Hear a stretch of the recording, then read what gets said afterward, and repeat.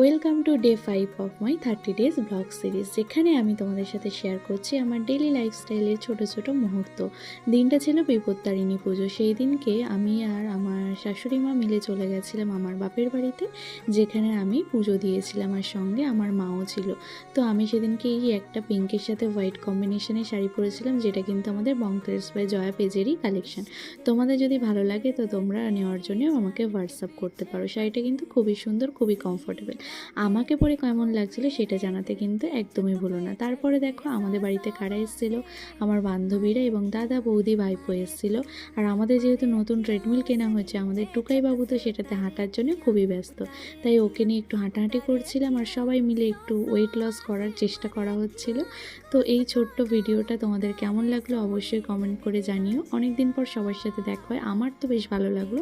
তোমাদের কতটা ভালো লাগলো সেটা কমেন্ট করে জানিও। চলো আজকে তাহলে আসি, টাটা।